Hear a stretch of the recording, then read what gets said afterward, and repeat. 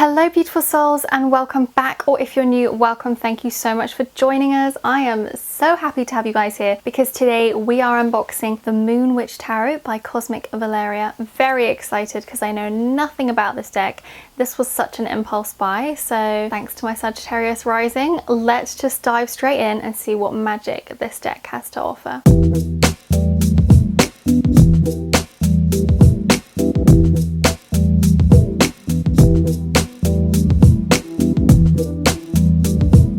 Everything that you need for today will be timestamped below, and if you are new, then welcome. Don't forget to hit the subscribe button wherever it may be on your screen, depending on how you're watching this. I would love to welcome you as part of this growing spiritual community as we continue to learn and grow and develop together. So we have this really gorgeous deck to unbox today. This actually arrived about 2 weeks ago, and I have been holding off opening it and using it even though I really wanted to, because I wanted to share that moment with you guys. I wanted to do it together. So this is the Moon Witch deck by Cosmic Valeria. It is a tarot deck, which is very exciting. You guys know I'm loving my tarot deck. I just saw this on @tarot_by_peachy on Instagram and I was like, that's cute, and I straight away pre-ordered it from her website, and that is all that happened. I was not going to buy any more decks this year, and then I saw this and I was like, that's cute, and have seen one other deck that I think is really cute. Can people just please stop making such nice decks, because I am not saving any money at the moment, which is really bad. So today I'm going to do things a little bit differently. We're going to do a full unboxing and review today, and then in next week's video for my Virgo season pick a card reading, we'll be doing a pick a card reading from this deck. So there will be no pick a card reading for this video today, but fear not, you can always watch that next week, and or if you're watching this in the future, then you can just click on that straight away if you've already seen this deck. I will link it below once it's come out. So let's just start by talking about the box. There were two cover colors to choose from. This beautiful dusky pink, like a rose pink, and then a black. And to be honest, I really liked both of them. So it was quite hard to choose, but I ended up going for this pink just because aesthetics wise, it's going to look so good on my bookshelves. It's going to go really nicely. And also I just love the vibe. It's such a pretty color. So you can see we've got naked people, free the nips, naked people, and some lovely mushrooms, some butterflies, and this feels very nature. To me, this is such a Virgo deck already, and that's why I'm using it for next week's card pool, because you guys will see it's just got such a nature connection. On the side we have these gorgeous images of butterflies and what looks like lavender, and it's kind of this same on both sides, which is very pretty. And then on the back there are no examples, which I kind of like because it doesn't give anything away. Instead we have the moon phases, and it says immerse yourself in the magical world of the Moon Witch, a complete 78 card deck and guidebook inspired by modern witches and the divine feminine that lives in us all. Magical artwork by Marie-Noël Dumont, and find more witchy inspiration at cosmicvaleria.com, which is cute. And then on the top we have this gorgeous gold foiling which says Moon Witch Tarot Cards, and it's the same on the base there. So there's a little bit of foiling here, which is just really calling to me, so I'm loving this. So let's open the box together. That opens beautifully. Okay, so inside is plain, that's fine, don't mind that at all. But on the edges we have a beautiful image of flowers and the crescent moon. We've got some stars, and it's just echoed around, which I like that. Lots of mirroring here. So you can see the guidebook is immediately on the top. So why don't we just start? Ooh. Why don't we just start by going through the guidebook. I don't know if this deck is foiled on the edges actually.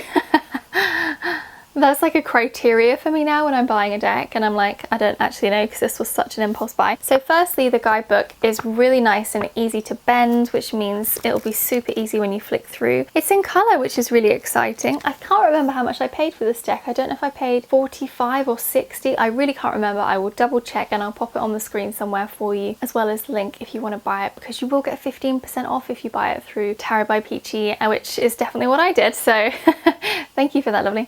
Okay, so on the front here we have what I can only presume is a Wheel of Fortune, and we have two beautiful figurines, two goddesses if you like, up in the clouds with all the sacred symbols on here. It's echoed the same on the back. And then inside we have the contents pages, which talks about welcome to the world of tarot, major and minor arcana, suits of the minor arcana, upright and reversed cards, tarot and numerology, tarot and the moon, Moon Witch tarot spreads. And then it goes through the major and the minor arcana, which is exciting, and they all have their pages, so they're nice and easy to find. There's also this really cute page here which is talking about Moon Witch. She's an old soul and a healer. She is in tune with the moon and flows through her phases with grace. She is the speaker of truth and the voice of the weak. She talks to animals and whispers to rivers. She protects earth and honors her seasons. She is a goddess in the flesh. She brings magic and self-care together. She knows her worth. She is a witch. The only sad thing is that when they've printed it so it hits the flowers. If they just moved it down like a millimeter, it would have just missed that point. It's fine, but it's just obviously a printing error, I would imagine. And then there's just loads of information at the beginning here, which I really like that she's put that in, because it gives you all the information you could possibly need. I think this is a body positive deck. I think this is also an inclusive deck, which is nice. There are some Divine Feminine decks which are, I would say, very white-centered, very skinny focused decks, which I haven't liked that, so that's why I haven't bought them. There's also a bit of information about the moon, and then there's different spreads that you can try, which I like that they've put that in, and then it goes straight into the major arcana. So as you can see, everything is in colour, which is lovely. This is such a cute deck, I can see that already. And then at the back there's just a little bit of information about the author and about the artist as well. So that's a really nice guidebook. I like how soft and bendy that is actually. Why don't we check cardstock whilst we're here? So let's just tip the deck out. Does it have foiled edges? It does! Not only does it have foiled edges, it has that kind of antique matte gold. And then on the inside at the bottom of the box, we have this really cute image, which is the repeated image from the front of the box of the 3 women with the 4 suits represented. So the wands, the swords, the cups, and the pentacles. Very cute.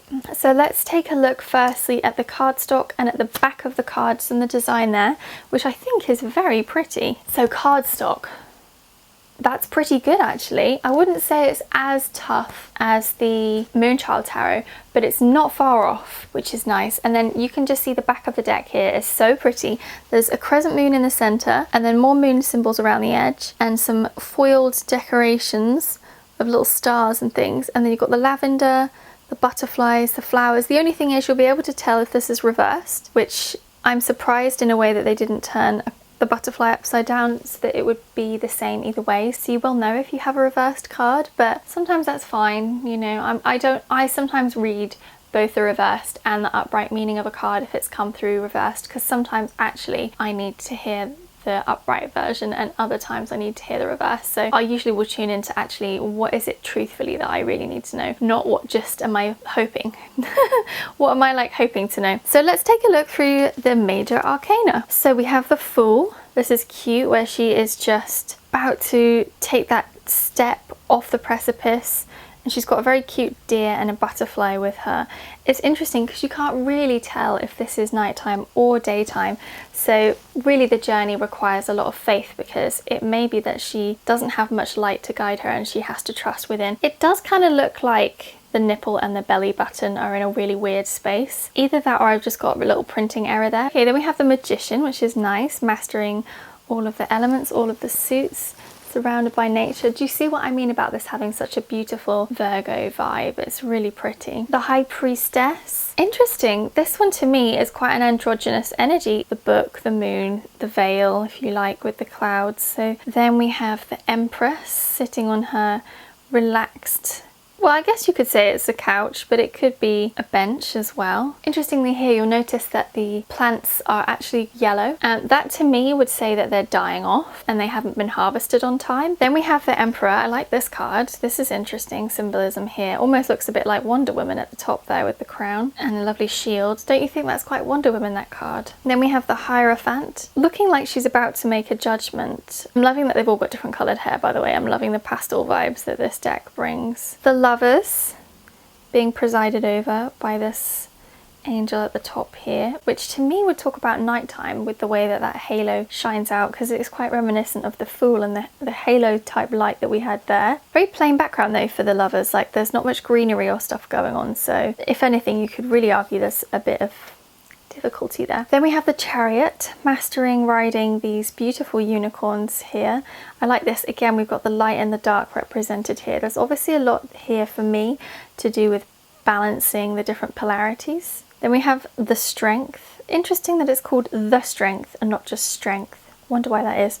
Again, it's looking like that nipple is just slightly off point, but then, you know, every breast is different, so who knows. And that lion is kind of submissive, but at the same time protective, I would say. I won't lie, I don't know if I'd say that's the best drawing I've ever seen of a lion. I'm going to be honest there. Right, then we have the hermit. What's interesting about this card is there's no cave as such, and yet you get this real sense of darkness and going within. Wheel of Fortune, as we saw on the front of the guidebook. And that's a very pretty image, isn't it? And you get this real sense of like water and flow and movement, even though they're in the air, which is interesting. Justice, balance, coming together, making that judgment. Sword is up, she's ready to make that decision.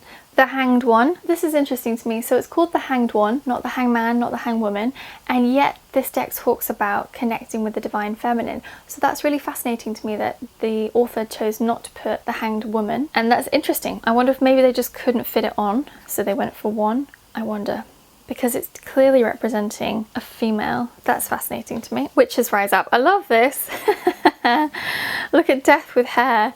That's so funny, I like that one. The horse is like, what even is going on here? Why am I here? This is crazy. This tiny little boat in the background and a crow on Death's shoulder. That's funny, I like that one. Temperance, that's a nice card. And you've got this lovely triangle for the representing the elements here. Cute. I think this deck is quite traditional in a lot of its artwork, with just a hint of the feminine, or, you know, something a bit different within it, which is interesting. The Devil.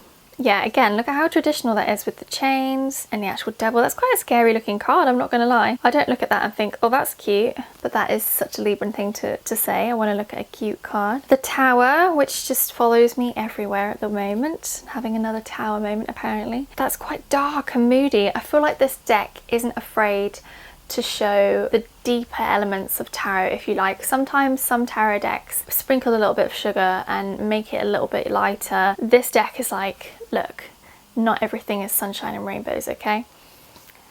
The Star, that's a nice one. Interesting that she's pouring out of both of them, both back into the water, because sometimes you see the jug next to her, sometimes you see it poured onto the land. So that's interesting. It's like, I've taken the water and I'm pouring it back because I've maybe taken too much, or I don't need what I've taken. The Moon with the traditional black and white dog or wolf, and I really love how they foiled the moon itself and cut out that face. That's really pretty. Then we have the Sun, very traditional card here with the young person on top of the horse with the sunflowers. Judgment.